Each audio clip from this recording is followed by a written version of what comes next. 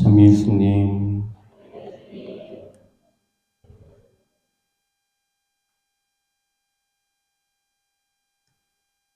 두 주일 동안 잘 지내셨나요? 본의 아니게 심려를 좀 끼쳐드렸습니다. 신학생 때부터 남들 다 할 때 안 하고 뒷북친다고 별명이 언밸런스 타이밍이었는데, 코로나 이제 다 끝나고 이제 좀 있으면 이동인데 뒷북을 이렇게 쳐가지고, 네, 본의 아니게. 근데 또 늦게 걸린 것도 억울한데, 늦게 걸려서 보조금도 못 받고 그런 것도 억울한데, 한 가지 더 크게 억울한 건 분명히 코로나가 걸리면 입맛이 없어진다고 그랬거든요. 더 심각한 경우에는 미각을 잃는다고. 근데 왜 저는 밥이 더 맛있었을까요? 네, 가뜩이나 밥도 맛있는데 아픈데 고생한다고 자꾸 주변에서 방에다가 사식을 넣어주셔서 본의 아니게 한 열흘 동안 사육을 당하느라. 근데 우리 물색 없는 전례부장님 나보고 살 빠졌다고. 야, 네. 아무튼 불안전하긴 하지만 어쨌든 걱정해주신 대로 잘 돌아왔고요. 이번 주는 연총제후 주일이고 너희는 세상의 소금이다. 그리고 너희는 세상의 빛이다. 라는 말씀을 중심으로 좀 살펴보도록 하겠습니다. 몇 주 전에 알쓸인잡이라고 하는 한 예능 프로에서 이 책의 내용을 김영하 작가가 언급했던 적이 있습니다. 우리 사회가 안정적이고 편안하게 돌아가도록 하는 중요한 역할을 하는 사람은 한 사람의 엄청난 능력을 가진 위인이 아니라 각자가 처한 자리에서 묵묵히 자기 소명에 최선을 다하는, 그러나 그런 자신의 존재를 드러내지는 않는, 보이지 않는 숨은 영웅들 덕분이다 라고 이야기하면서 그런 사람들에 대한 이야기를 써놓은 책 인비저블이라고 하는 책을 언급했었습니다. 그래서 우리 사회는 이 사람들 덕분에 안전하고 편안하게 잘 돌아가고 있는데 우리는 이 사람들을 잘 알지 못한다. 저 인비저블이라고 하는 단어 자체가 보이지 않는, 드러나지 않는 이라는 의미죠. 그래서 우리는 저 숨은 영웅들의 존재를 너무 모르고 있지 않나라고 한 이야기를 하면서 구체적인 이야기들을 좀 했었습니다. 그러면서 이 인비저블들의 특징, 보이지 않는, 드러나지 않는 숨은 영웅들의 특징이 몇 가지가 있는데, 첫 번째는 남 앞에 나서서 자기를 드러내는 걸 좋아하지 않는다. 두 번째는 자기 일에서만큼은 철저하게 완벽을 추구한다.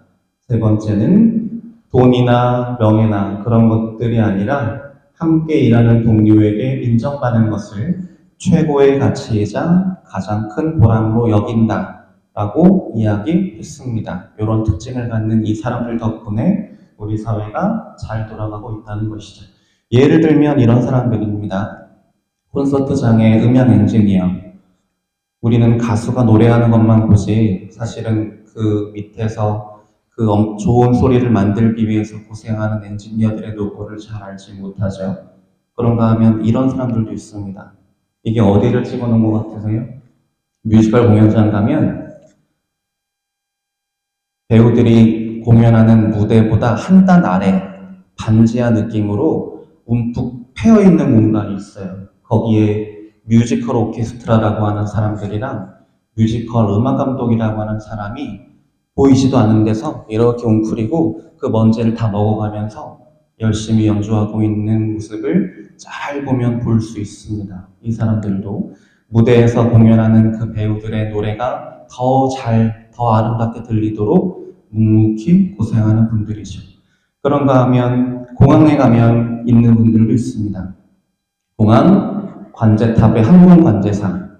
우리는 이런 사람들이 있는 줄도 잘 몰라요. 그리고 이 사람들이 무슨 일을 하는지도 잘 모르고 솔직히 신경도 안 씁니다. 근데 이 사람들이 자기 일을 하지 않으면 무슨 일이 벌어지느냐? 비행기가 뜨고 내리는 걸 할 수가 없어요.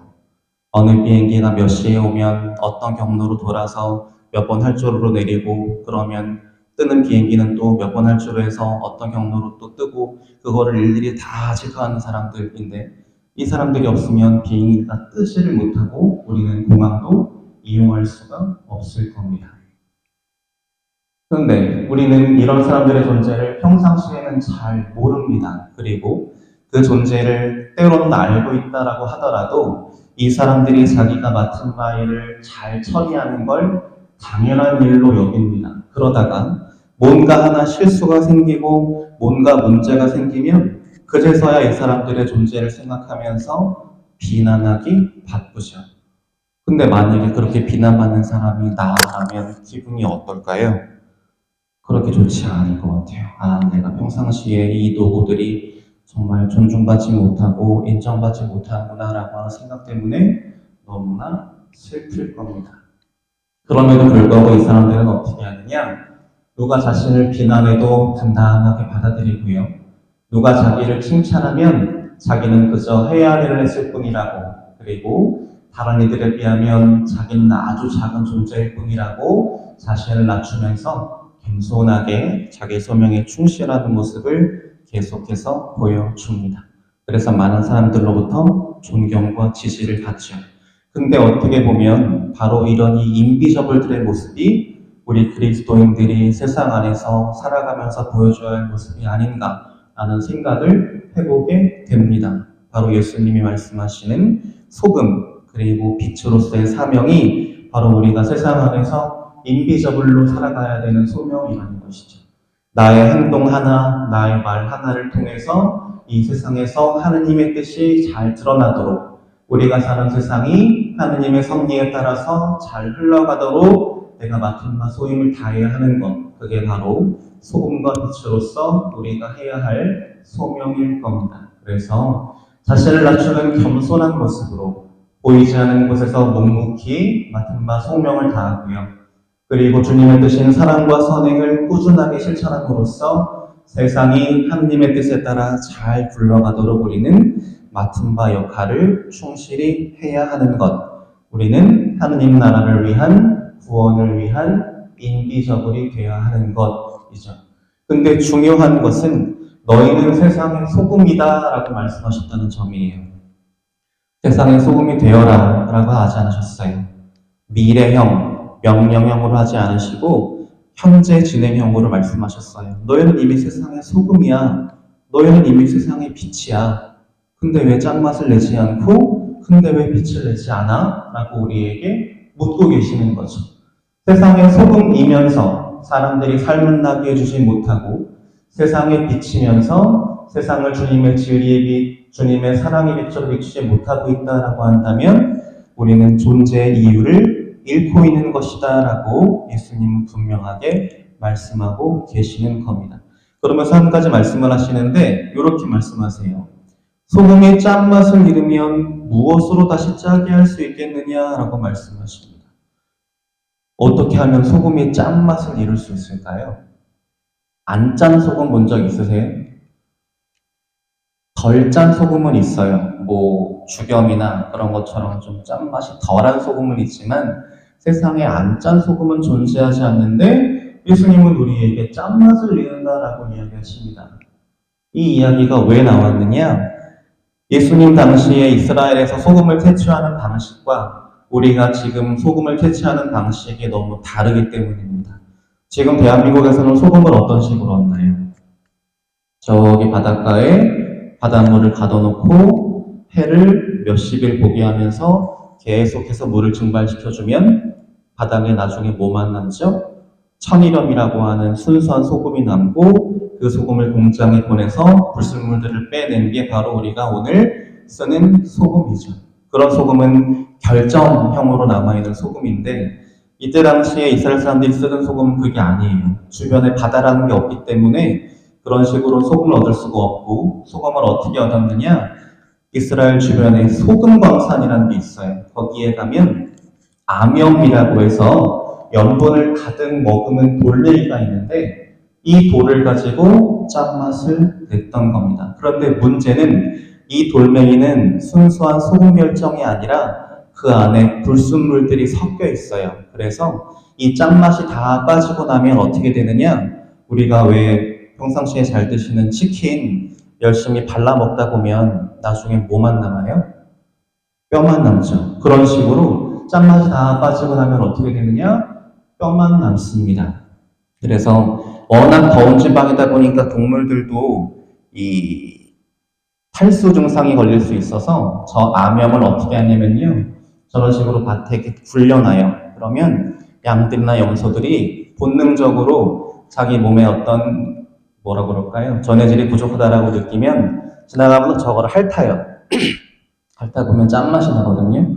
그래서 짠맛이 나네? 그러면서 계속 핥습니다. 그런데 그렇게 오래 두다 보면 그렇게 짠맛이 다 빠져나가고 나중에는 더 이상 짠맛이 나지 않는 뼈다귀만 남는데 그렇게 되면 더 이상 소금으로서의 의미가 없기 때문에 버려질 것이다 라고 예수님은 우리에게 분명하게 말씀하시는 겁니다. 그래서 그렇다면 우리가 소금으로서 지녀야 할 제 맛은 무엇이냐?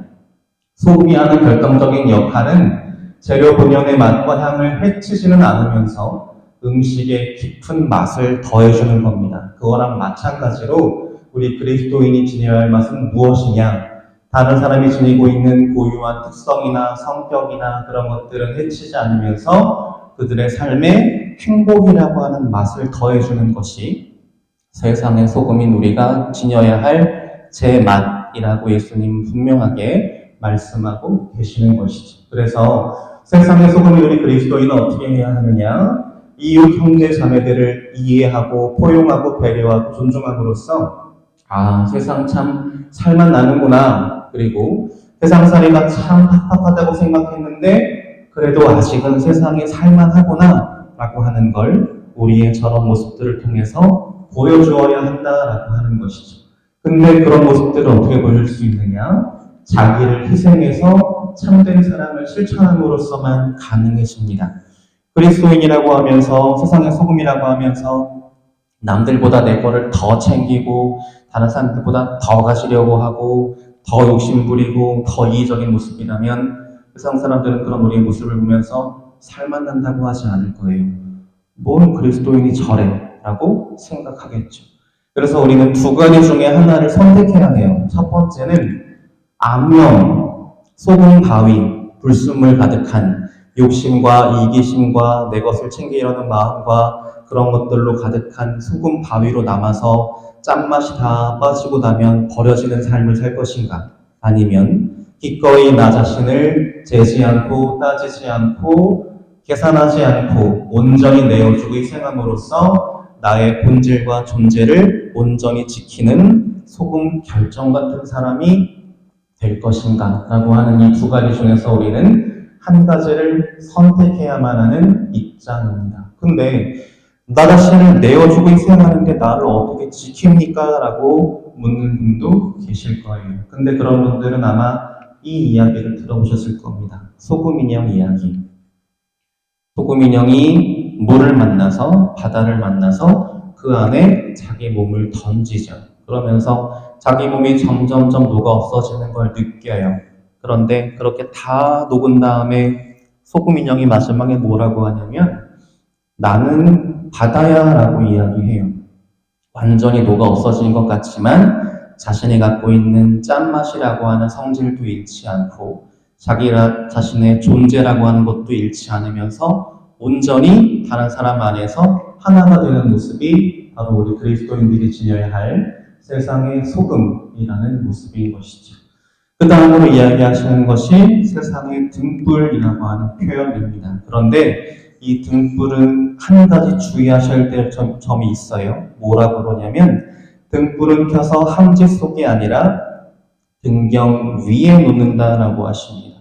등경은 요 등불을 받쳐놓는 저 받침대를 의미해요.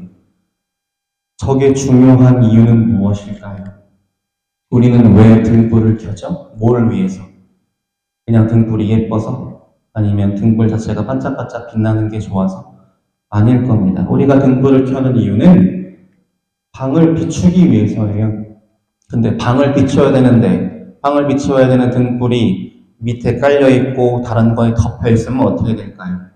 등불이 다른 사람들을 비춰야 될 자기 역할을 못하게 되겠죠. 그래서 우리가 들고 있는 이 신앙의 등불이라고 하는 건 나를 빛내려고, 나 하나 편하려고, 나 혼자만의 마음의 평화를 얻으려고 켜고 있는 것이 아니라 다른 사람들을 비춰주려고 켜고 있는 겁니다. 그래서 우리가 주님을 향한 믿음과 사랑과 그런 모든 마음들은 내 마음의 평화를 위해서, 개인적인 이유를 위해서 간직하는 것이 아니라 우리가 사랑의 실천 그리고 선행 그런 모습들을 통해서 다른 사람들에게 드러나야만 우리가 등불로서의 소명을 다하는 것이다 라고 할 수가 있습니다. 그런데 문제는 왜 나만 날 희생해야 해?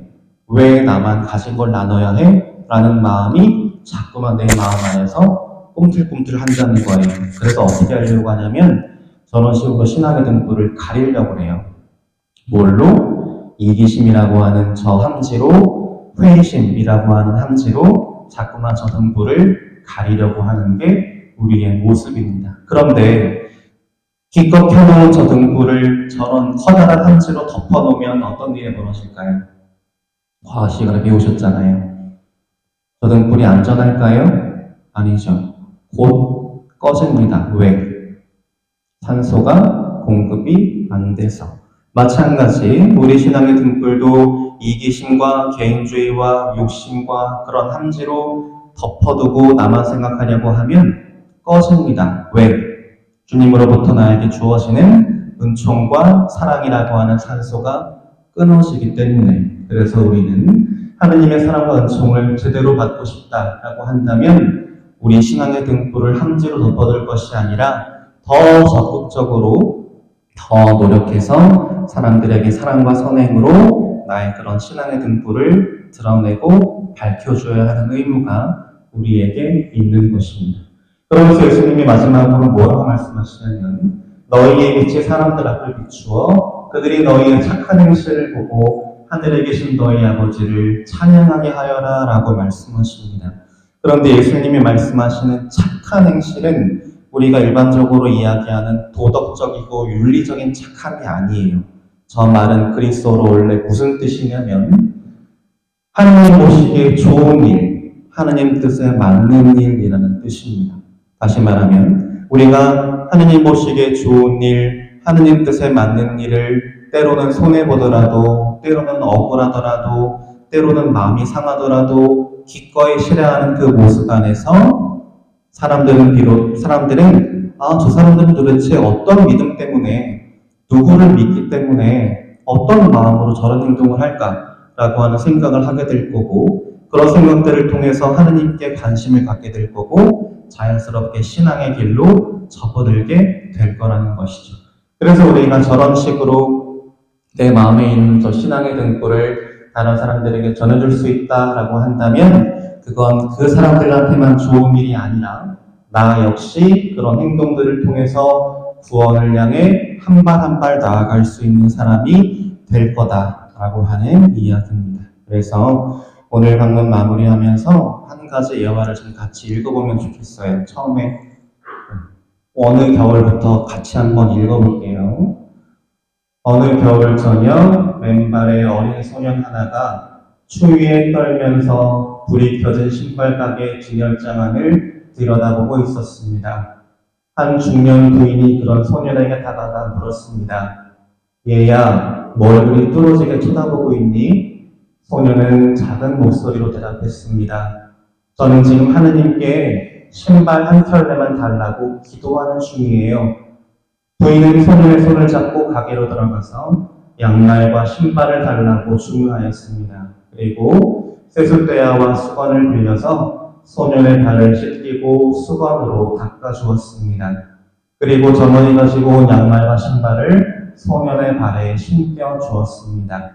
소년은 부인의 손을 꼭 잡고 가게를 나오다가 부인의 얼굴을 가만히 쳐다보며 물었습니다. 아줌마가 하느님 부인이에요? 네. 우리들 각자가 하느님의 부인이에요 라는 말을 들을 수 있는 모습으로 살 수 있었으면 좋겠습니다.